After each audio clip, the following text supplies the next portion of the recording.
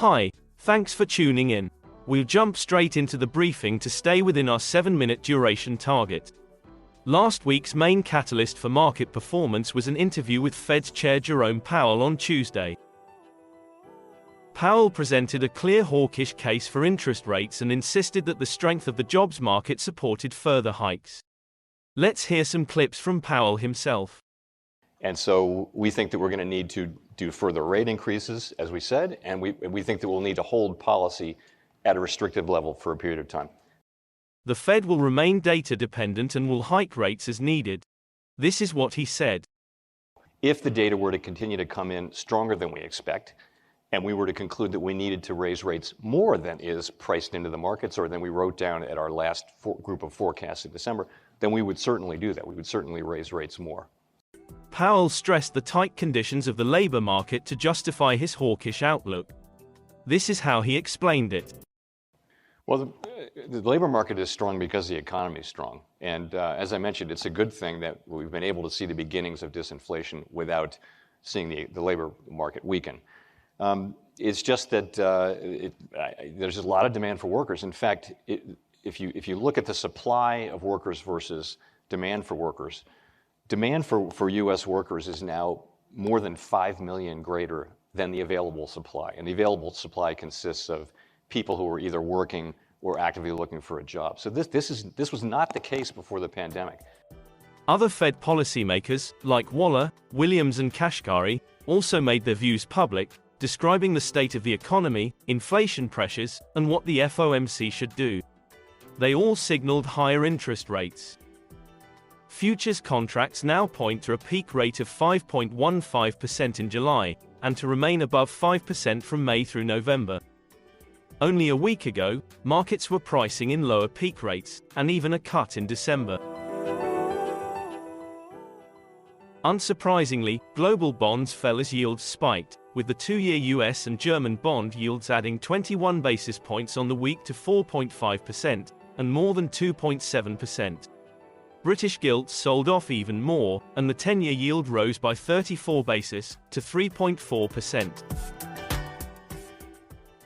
Markets reacted negatively, with Nasdaq stocks ending the week 2.4% lower, the S&P 500 losing 1%, and European and Asian developed indexes falling between 1 and 2%. All stock indexes in advanced economies are still at least 5% higher in 2023.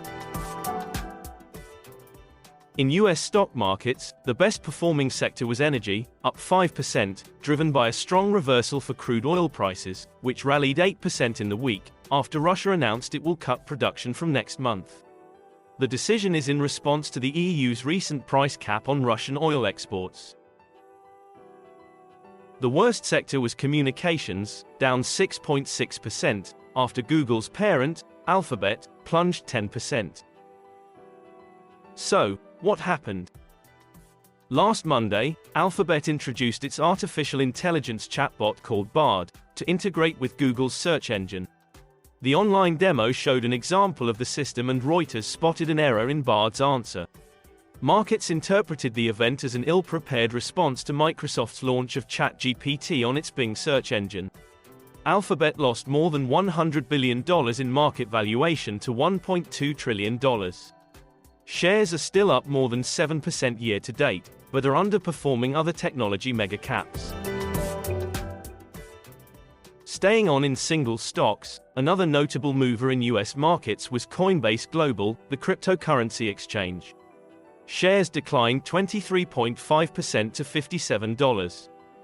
The catalyst is the SEC's pressure on domestic operations related to staking programs. The regulator ruled against rival exchange Kraken, which had to shut down its staking operation in the US and pay a $30 million fine. Regarding cryptos, the sector posted its first negative week of the year on the back of this story. Also weighing on sentiment was the outlook for higher rates.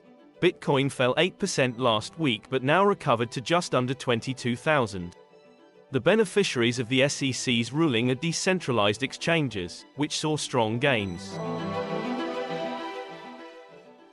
Back to stocks. In Europe, the highlights were Adidas and Credit Suisse, both down more than 13%.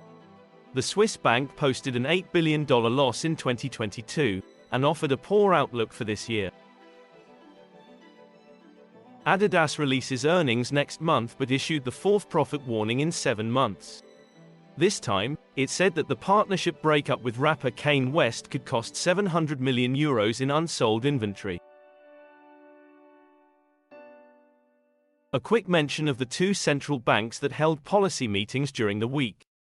The Reserve Bank of Australia lifted interest rates by 25 basis points to 3.35%, the highest in a decade, and left a hawkish tone.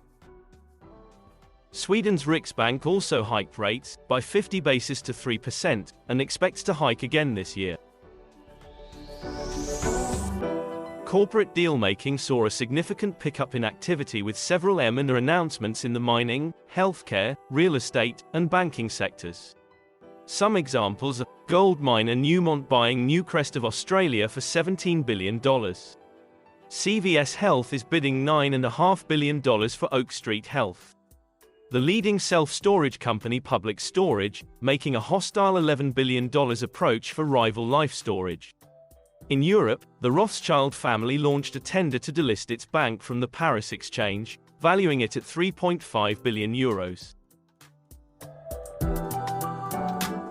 In emerging markets, the massive quake in Turkey sent stocks 10% lower. Chinese and Hong Kong equities traded lower as the political tension increased due to the spy balloon incident. In India, although Adani's companies stopped falling and most partially recovered, Moody's downgraded some of the companies to negative watch, and the regulator's investigation is still on course. Next week, all eyes will be on the latest US headline and core inflation reading on Tuesday. Blue-chip companies reporting earnings are Coca-Cola and Airbnb on Tuesday. Cisco, Kraft and Glencore on Wednesday. Nestlé and Airbus on Thursday. Deere and Mercedes-Benz on Friday. Thanks for staying with us until the end. Please follow us, share our link and hit the notification bell. See you next week.